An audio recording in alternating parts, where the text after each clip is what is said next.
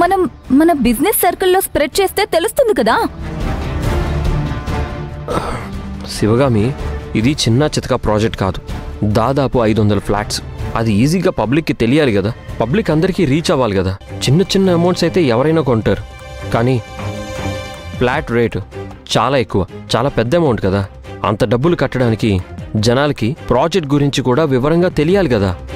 సరే, కావాలంటే 1-to-1 మాట్లాడదాం అర్జున్. పర్సనల్గా ఇంట్రెస్ట్ ఉన్న వాళ్ళకి ఎక్స్ప్లెయిన్ చేద్దాం. కస్టమర్స్కి అప్పుడైనా నమ్మకం ఉంటుంది కదా. ఆ 1-to-1 అప్రోచ్ కోసమైనా ఈ యాడ్ కావాలి కదా. ఏమో అర్జున్, నువ్వన్నీ నా ఆలోచనలకి ఆపోజిట్గా ప్లాన్ చేస్తున్నావు. రేపేదైనా జరిగితే అన్ని రకాలుగా మనమే ఇబ్బందుల్లో పడతాం, ఆ సెలబ్రిటీలు కూడా ఇబ్బంది పడతారు. శివగామి, ఇనఫ్, చాలు. నువ్వు ఇన్వాల్వ్ కావడం లేదు, ఐడియాస్ ఇవ్వమంటే ఇవ్వవు, ఆఫీస్లో కలుద్దాము అంటే రావు, నన్ను మాత్రం ఏం చేసినా నిందిస్తావు. ఎందుకు ఇలా శివగామి? నేను కరెక్ట్ దారిలో వెళ్తున్నాను అనేది నా నమ్మకం.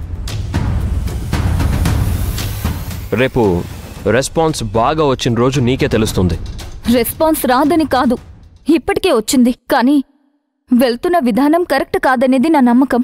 లేదు శివగామి, నేను ఆలోచిస్తున్నది కరెక్టే. నేను ఇలాగే వెళ్తాను. నేను ఈ యాడ్ని ఇచ్చి తీరుతాను.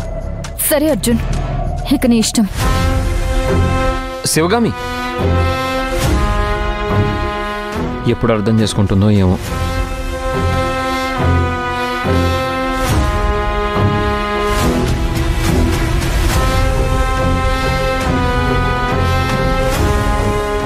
సరే నాన్న, నేను కూడా డిస్టర్బ్ చేయను.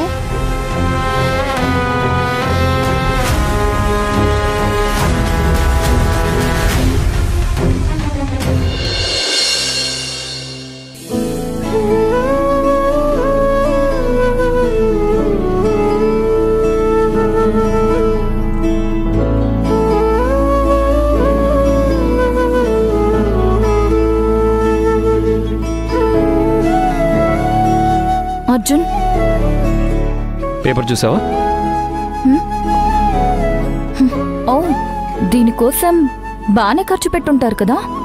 ఆఫ్ కోర్స్ శివగామి, సెలబ్రిటీని ఎండోర్స్ చేసుకొని వాళ్లతో మనం యాడ్స్ చేయించుకోవడం అంటే మాటలు కాదు కదా. దీనివల్ల రెస్పాన్స్ బాగుంటుందని ఎక్స్పెక్ట్ చేస్తున్నాం. బానే ఉంటుంది. రెస్పాన్స్ బాగుంటే రెస్పాన్సిబిలిటీ కూడా పెరుగుతుంది. సో మీరు చాలా చాలా బాధ్యతగా వర్క్ చేయాల్సి ఉంటుంది. అంతేగా శివగామి, అది నువ్వు చెప్పకపోయినా నేను ఫాలో అయి తీరుతాను. హలో, అవునండి, అది అర్జున్ ఇప్పించిన యాడ్. అవునండి, అవును, ఆ ప్రాజెక్ట్ మేమే చేస్తున్నాం. Yeah sure. ఇన్ఫర్మేషనే కదా, మాట్లాడిస్తాను. Thank you Sivagami. దేనికి? ఈ ప్రాజెక్టు మాదే అన్నావు, మేమే చేస్తున్నాం అన్నావు. అర్జున్, ఇందులో నువ్వున్నా నేనున్నా అది మనదేగా. నేను ఇన్వాల్వ్ కాలేదు, కానీ ఇందులో ఉన్నాను కదా. నేను వేరే, నువ్వు వేరే కాదు కదా Arjun. Thank you so much Sivagami. All the best Arjun. I hope this project does well. Thank you so much. 1 second. Hello, okay, అవునండి, మేమిద్దరమే యాడ్ ఇచ్చాం. షూర్ అండి, మాట్లాడిస్తాను. ఓకే.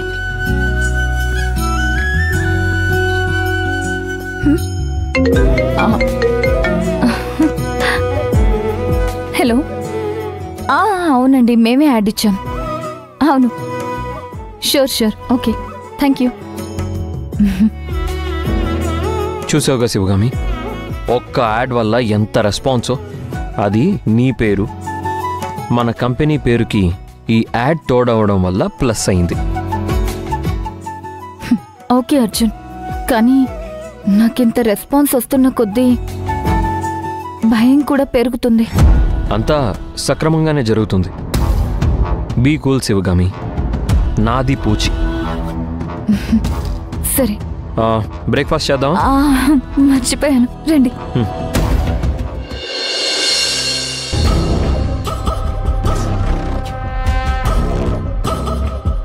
Hi sir.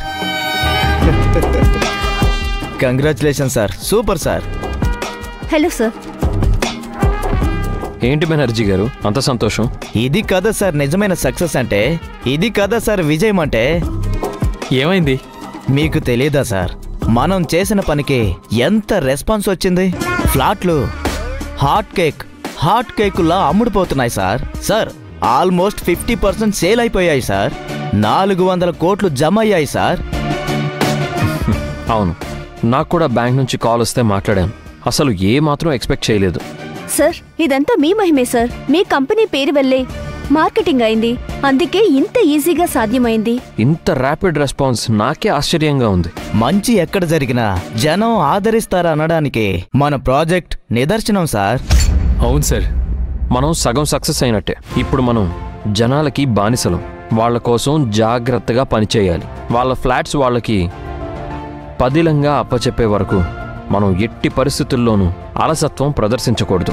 కరెక్ట్గా చెప్పారు సార్. అందులో ఒక్క రూపాయి కూడా వృధా కాకూడదు. ఇది పబ్లిక్ డబ్బు. ఎవరు కూడా పర్సనల్ పనుల కోసం ఒక్క రూపాయిని కూడా వాడకూడదు. రామ్కుమార్ గారు, ఆ బాధ్యత మీదే. సార్ ఆ డబ్బుని నేను కంటికి రెప్పలా కాపాడుతాను సార్. సార్ ఇప్పుడు మనకి కావాల్సింది వీలైనంత త్వరగా కన్స్ట్రక్షన్ మొదలు పెట్టడం. కన్స్ట్రక్షన్ ఇంజనీర్లతో మాట్లాడాను, రేపు వస్తారు. ఆ రీటా, ఆ ఓచర్లు ఇవ్వు. Okay sir. ఓచర్లేంటి? జనం దగ్గర నుంచి డబ్బు తీసుకున్నట్టు వాళ్ళకి మనం రిసిప్ట్ ఇవ్వాలి కదా సార్, అవి. యా, మీ సంతకాలు కావాలి సార్. ఇదిగోండి సార్.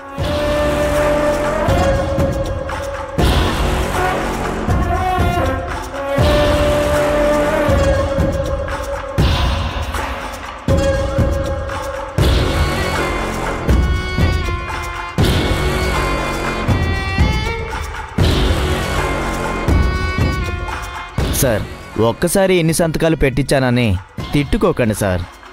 అలా ఏం లేదులేండి. మళ్ళీ కలుద్దాం sir. Sure. See you tomorrow. Bye sir. See you sir. Bye. Rita, bag తీసుకొనిరా.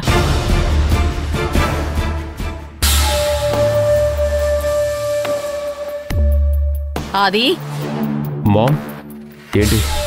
ఇంట్లో ఏం జరుగుతోంది? ఏం జరుగుతుంది? ఏమైంది? ఏవో మంతనాలు, సీక్రెట్ వ్యవహారాలు జరుగుతున్నట్టుగా నాకనిపిస్తోంది. నాకేం అర్థం కావడం లేదు. ఎవరు చెప్పారు? అన్నీ నువ్వే ఊహించుకుంటే అలా? నేను ఊహించుకోలేదు, చారులత చెప్పింది. ఏం చెప్పింది? ఆది డూయింగ్ సీక్రెట్ అని. అంటే ఏంటి అర్థం? నువ్వేదో దాస్తున్నావని.